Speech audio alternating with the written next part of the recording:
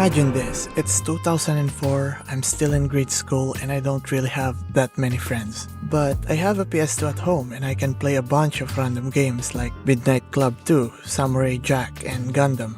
Out of all of them, my favorites are probably Metal Arms, Rainbow Six, and Spider-Man the movie.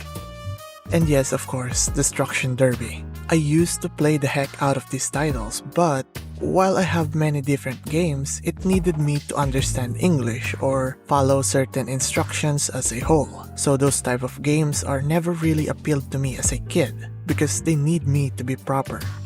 Compared to Destruction Derby, where my main goal is to literally crash into other cars. It was fun.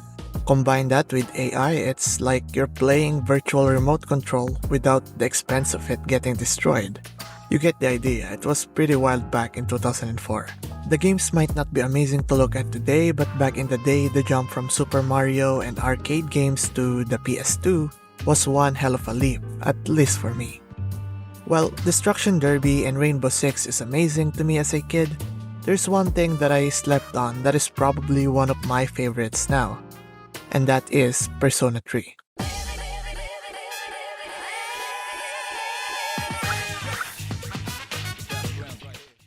Well peeps, welcome. I'm here to present to you my take on Persona 3. My first introduction from the Persona franchise is Persona 4 Golden on Steam, and I'm guessing that the newer fans of it are in the same boat as I am right now. Again, this series is dedicated to spouting nonsense and spouting fresh ideas and thoughts about the game. This is also your spoiler warning. The game's message is as clear as day the moment you start the game for the first time. Everyone will receive the same end and you, as the main protagonist, have 1 year. 1 year to safeguard your future. At its core, Persona 3's message can be summed up by accepting death and accepting one's mortality. But beyond its message of using your time wisely with your friends and families, it also gives us a glimpse and a choice on what makes your life worth living, from various social links, interactions, and lessons you learn as you go through the game. But aside from that, what does Persona 3 offer that makes it so special? That even after 10 years, it's still being discussed today from forums to YouTube. The story can be summarized fairly quickly. Minato is a transfer student from Gekkoukan High School, but one night while he was on his way to his assigned dorm, the atmosphere changed. The streets were filled with blood, the moon became bigger than usual, and coffins are everywhere. It's the Dark Hour, a strange phenomenon that happens every midnight, and destroying or stopping the said phenomenon is the main goal and focus of the game. While it's not that action-packed or amazing, its visual shows the game's much darker undertones, which can be seen on the first cinematic or beginning of the game, from a girl trying to shoot herself to trying to shoot you. Now, if you think that the game's synopsis is boring, edgy, and uninteresting, then you'd be mistaken. While the game is indeed edgy at times, it never felt uncomfortable. The game feels real and believable because the characters themselves have the backstories to support that. One good example of this is Yukari.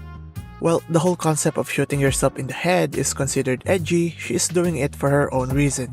She wants to learn what happened to her dad and the Kurijo group, but in order to be useful for the team, she also has to accept death in order to summon her persona. Compared to its future installment like Persona 4 where they have to accept their true self in order to summon their persona, while the true self is not at all sunshine and rainbows, the characters have to face and accept it, because at the end of the day, it's a part of them, and whatever nonsense it might spout, it's still a part of who they are as a person. In Persona 3, facing mortal danger and accepting death and one's mortality is how you summon your persona, and each character's personal struggle to pull the trigger is different from the last. If you look at Yukari, she has a hard time pulling the trigger in the beginning because her goal is still not done, and the thought of going down and dying is not an option, compared to Minato's blank facial expression and twisted evil grin, a perfect blank slate whose family died in an accident. Or take a look at Akihiko on how he uses his evoker. He's precise because he experienced the consequences of being weak, and one of his motivations is to learn how to fight harder. The shape of the gun fits the role of an evoker really well. By deliberately pointing a gun at one's head, the person can evoke their true self and summon their respective personas to face the challenges ahead. I love how they managed to pull this one off, and the fact that the user is the one who needs to pull the trigger and just adds more to the depth and weight on why they would do such a thing. Because if you think about it, they could have easily pulled it off by having an awakening from some sort of trauma and past experiences, because they all have it. But if that were the case, the character's motivation will be gone after the cutscene. Sure, you will remember his past and his goals, but with an evoker, it's visually present and you get to see it being used in every battle. Every time the character pulls it out, you know that they're dead set on winning or overcoming any foes. The great thing about this is that this is not exclusive to Persona 3. In Persona 4, you can see them wearing glasses whenever they enter the TV world, and this helps them see through the fog of lies that is ever present in that dimension. The same glasses also help them discover the truth within people's minds. Even Persona 5, they have their masks to show their resiliency to the corrupt authorities with power. Again, the said mask is not just there for props to look cool, it's used to protect one's identity. And every time they wear their mask, you know that they're going to fight for what they think is right. Just like Batman. It's these tiny visual touches that makes me love this game even more. Because look at this game. It's old compared to what we have today. But everything about the character's design and the use of evokers fits really well into the story that they are trying to tell. Even the character's outfits screams personality, from Yukari's pink outfits that clearly represents love, romance, and femininity, or Mitsuru's purity and innocence in her white blouse but are combined with her red hair and ribbon, which clearly screams strength and ambition, which you can see on how effective she is as a student council president, or Junpei's blue outfit, which could represent loyalty and confidence in oneself. Because even though he is jealous most of the time and is a pervert, he is still a loyal member. He's even confident enough to consider himself as a leader. Or Akihiko's gray hair, which is similar to the Persona 4 protagonist, which can represent a lack of emotions and self-reservation, but has a hint of red similar to Mitsuru. In this case, his vest, which again could represent power, ambition, and passion. Speaking of characters, let's talk about Aigis and her persona. I love the toaster. Not Aigis specifically, but on how unique and creative they told her story. Okay, sure, she's my favorite next to the main character. But why? What's so special about Aigis? Well, her transformation is one of the most vulgar and yet one of the most sincere out of all the social links and characters. At least for me. One of the reasons why can be seen in her persona's design. Palladion. It's a machine with a lance for its body, which ultimately signifies her role as a shadow execution machine. She is a disposable weapon with one single goal, and that is to eliminate shadows. The name Palladion roughly translates to protection or safety. Similar to her persona, her body is also a weapon. Even her attacks are all HP based or physical attacks.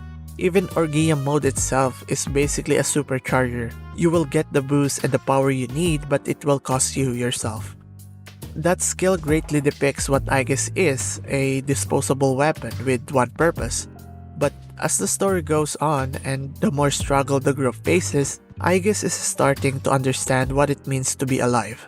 Between the orders given to her to protect the others and destroy shadows, there's an underlying selfish thought that she wants to do it because she wants to. Not because it's an order, but because it's her friends. During her awakening, her persona turned into a shielded persona complete with a bunch of support skills. A stark contrast to her old one, which has a few, but it's mostly for damage-dealing physical attacks and self-harm. Even her dialogue added an "I need your help," which sounded more human compared to her old dialogues. And we all know how Aigis saw the end of this game. Whoever wrote Aigis and her character art, my hat's off to you, sir or madam. Well fucking done. Additionally, Aigis doesn't fear death, and she welcomes it. And I find that interesting because in the beginning, Aigis doesn't really care about dying or being put away because she knows that she is a machine and she was just doing her job. In this case, she is seeking her death through her job or task. But as time goes on, the more she realizes and cares about the others in Minato, she begins to understand that she can't die yet, but she can accept it if death does come. Because by only understanding her limited functions and time, she realized what's important and what she should fight for. fucking amazing. I love her character so much. Basically, what I'm trying to say here is that when she was reckless, she failed to see the meaning of her life. But as the story went on and she became more and more careful, she began to see the hidden meaning in life. In my eyes, she realized that the destination or the goal does not matter, but the friends and adventures you made along the way does. Before I finish the video, I'd like to talk about the flaws of this game and why I freaking hate it. You can control your party, you can change the equipments on the fly, the one-hit one-kill works on you but doesn't work on the AI. The Marin Karin, the Reaper, the tired mechanism, the smart AI, I guess doesn't follow orders after Orgia mode and so on and so forth.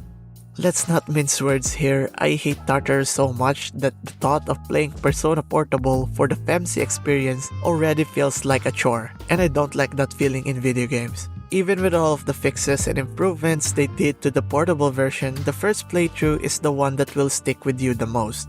Kinda like how you will always remember your first roller coaster ride because it made you feel things that you can't explain.